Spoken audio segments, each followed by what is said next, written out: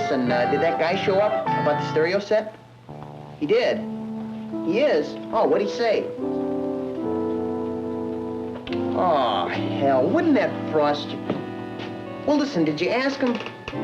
Put him on. Put him on. Hey, Walt, are you going to be eating with us today? Now, what the hell do you mean by... Jeez. You, Alan.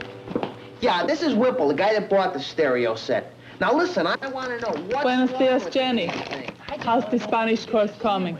I see. Sometimes I don't feel so the Spanish. sound Me isn't neither. Right. It wasn't right from the You want first some time coffee? I played it. Not that mud. What do you mean the I got my cartridge own. is no good? Now, look, if that cartridge is no good, it's up to you to replace it. Say, what's with Walt? I was afraid to ask. He almost took poor Alan's head off. Oh, come on, I just got the thing. What are you talking about? How's the world out there, Henry? Cold, rainy, miserable. Everybody hates everybody. It's a jungle out there, Jenny. Nice of you to say that, Henry. Makes me feel all warm and cozy. Well, it's not so nice inside either. What's the matter with Walt? We'll hear soon enough. Didn't you bring a lunch, Adele? Oh, no, Alan's getting me a sandwich. My fault? Oh, come on. You know, I hate it when people get so mad. Okay, here we are. It's lunchtime. Let's see. One giant moose burger, one chocolate malt. That's for me. Now for Adele. One barbecued beef, heavy on the mayo. One cherry pie. And one strawberry shake. Do I have to watch? I got something for Walt, too. I'm very forgiving. Let's hope he... Uh-oh, here he comes now.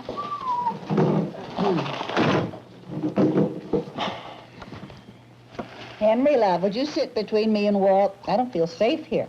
I've got a wife and child to think of. What's wrong, Walt? 250 bucks. Ooh. 250 bucks and the thing won't work. What kind of thing? Oh, look, I don't want to talk about it. I'm just too damn mad. Talk or don't talk, just don't keep us guessing. I guess I've been acting like a jerk. Sorry. Come on, man. You can tell us. We're all friends. Yeah, what was it? A stereo set in components. What are you gonna play on it, Lawrence Welk? No. When I worked in that record shop, I got hooked on listening to symphonies. So you bought a stereo. Yeah, 250 bucks. Great buy, worth maybe 400. Except it didn't work. No. And you complained. You bet I did. I rounded up that salesman that sold it to me. So he sent a repair guy out to the house. That was him I talked to on the phone. We heard. And he wouldn't take it back and give you a new one. Nah. He said it was the last one he had in stock, but for 200 bucks more. Oh, brother. Yeah, and the repairman, that jerk, admits there's a bad circuit, but he claims I must have put it together wrong. What can I do? Well, you could go down there and yell a little. When? I can't take a half day off. Give him a phone call. What for? Look, I know when I've been taken. What can I do? You might as well relax. They make it too hard for you any other way. That's right. Look what happened to me and my pantyhose. I would love to hear what happened to you and your pantyhose. That is, if you can tell it in mixed company. No, it's not anything like that. You see, I bought these 3 pair of pantyhose at a discount place because they were only 69 cents apiece. And they didn't last. No, they got runs in them before I even put them on. So I went to return them, but I got the wrong store. How could you do that? Well, there are 12 branch stores in this discount chain, and they said I had to take them back to the same place that I bought them. So when I got to the right place, they said that I had bought them at a special one-day cheap pantyhose sale, and that they didn't have any more like them, and so... So you were out 207, right? Oh, no, I still have the pantyhose. They aren't much good. I guess I'll never buy that brand again. If I were you, dear, I wouldn't buy anything in that store again. But at least 207 isn't such a lot of money these days. A lot or a little, it's sure hard to get any satisfaction out of a store lately. So you've been stung too, huh, Juanita? Just about. I would have been if it hadn't been for my husband, Pete. But how's that? Well, Pete's been working on the late shift at the plant. And when he gets home about midnight, he likes to have some toast and chocolate. Real Mexican chocolate. Man, I wish Carla were here to listen to you for just 1 minute. I generally get potato chips and Kool-Aid. So what happened? Our old toaster didn't work too good, so I stopped after work and got a new one. $8.95 plus tax. Well, that sounds nice. Just listen. Pete came home. I had the chocolate made. I put a slice of bread in the toaster. I pushed down the little dingus, and it blew out every fuse in the house. I bet that really made him mad. Well, at least you didn't blow $250. Hey, listen, you guys are ruining my appetite. My moose burger doesn't even taste right. Must have come from my butcher. Oh, come on, Henry. Short-weighted food, bad meat, landlord problems. That's life, baby. Part of the pollution we breathe. Well, it's not that bad, man. Listen, last year we got my mother a pressure cooker. She likes to make kapusta, cabbage soup. Well, this cooker had a leak in it, and we ended up with sauerkraut all over the kitchen walls. Oh. It was on Mother's Day, too. Well, what did you do? Told the guy he owed me for the cooker. Also for repainting the kitchen. Well, what did he say? He said no. So? So I took him to small claims court. I got $300. Yeah? How much did the lawyer cost? Oh, no lawyers. Small claims court, you don't need a lawyer. You just go down, and the clerk gives you the papers to fill out and tells you what kind of evidence you need and what to do at the hearing. And then you take it from there. Wow, man. Sounds like something I've got to look into. Walt, maybe that's what you better do. Oh, no, I've never done anything like that in my life. Time to learn, man. Time to learn. Of course, I don't know. I wouldn't go to court unless I tried everything else. How much more everything else, Counselor, must Walt do? What do you think, Jenny? Oh, I don't know. I always yell a lot, but then I can get away with it. I'm just a little old lady in tennis shoes. You're right. You gotta cool it. You should never get any madder than you absolutely have to. Oh, Juanita, you never did tell us what you did about the toaster. Oh, I brought it back to the store. Well, did they give you a new one? Uh-huh. Come on, Juanita, what did you say to them? Yeah. I feel like such a fool listening to you. All right.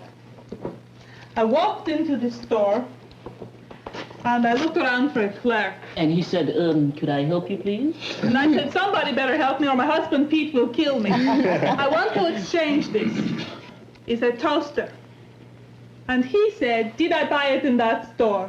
And I said, if I didn't buy it in that store, what am I bringing it back there for? And he said... He said, could I see your sales slip, please? How did you know?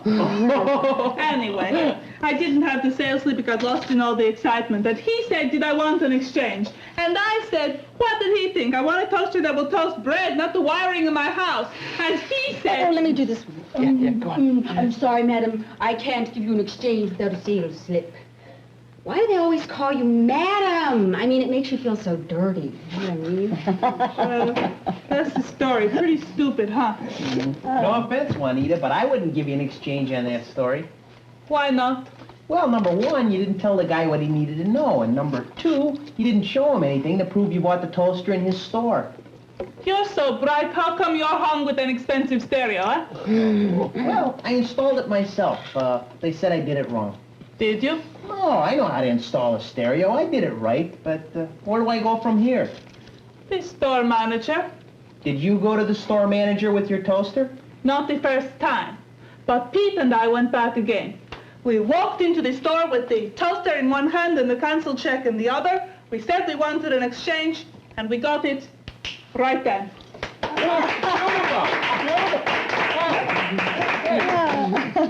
That's great. I can just see you and Pete walking up to the butcher with a 14-ounce pound of hamburger in your hand. Or my pantyhose.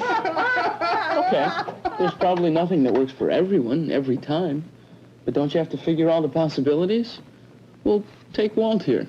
Now, he talked to the salesman, he talked to the maintenance man. Nothing happened. Now, in a situation like this, he can afford to move up the line. Talk to the manager. So he throws me out. Then what do I do, write my senator? What can he do? But I tell you what, it might not be a bad idea to write to the president of the company that made the stereo set. You're kidding. Oh, well, right in this newspaper here. There's an article, one of those consumer columns about a guy who bought a car. It was a lemon. He told the salesman, he told the manager, he told the maintenance people. Nothing. The car's still a lemon. So he wrote a letter to the president of the company that makes the car. And it's beautiful. Oh, here. See? He says what a great company it is and how he's sure the president would like to be told about a dissatisfied customer. I'll bet he was overjoyed. And then he gets right down to the facts. Says where he bought the car, when he bought it, and what's wrong with it. It's really good. Yeah, it's not bad. And then he says who he complained to and what they did or didn't do. And then he winds up by saying what he thinks the president ought to do to make him happy. What did the president do? Gave the guy a new car, the article says. Wow.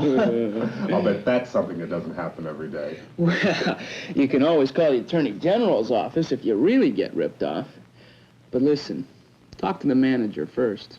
Look, don't think I don't appreciate your help, but everybody's bound to get stuck with a lemon once in a while. You might as well grin and kiss your money goodbye. Right, Jenny? I don't think you'll hear Henry cheering that sentiment. Not me, Jenny. I've got enough problems I can't help, and I'm not about to ignore the ones I can.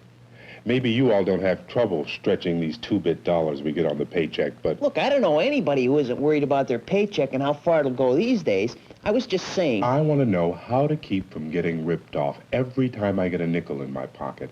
I mean, I want to know something that works all the time. Henry, I have bad news for you.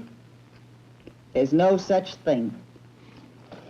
I've been having trouble with landlords and butchers and department stores and auto mechanics and whatnot before most of you were born. And I usually got what was coming to me. But there's one thing I know for sure. There is no one way to make your complaint work every time. All right, that's the bad news. Now, what's the good news? Well, you've been hearing it. Shop sensibly. Read your warranty if you have one. When you go to make a complaint, tell them straight out what's wrong and what you want done with it. And start with the salesman and go right up the line. All the things you've been saying, they don't work every time, but they make a lot of sense. No offense, Jenny, but what you're saying sounds like a lot of old folk wisdom to me. About the only one you forgot was a stitch in time saves 9. Am I going to have trouble with you, Walter? No, ma'am. But I've tried those things, and I've still got a sour stereo. Come to think about it, I do know one thing that works every time. When you buy something and it doesn't work, complain.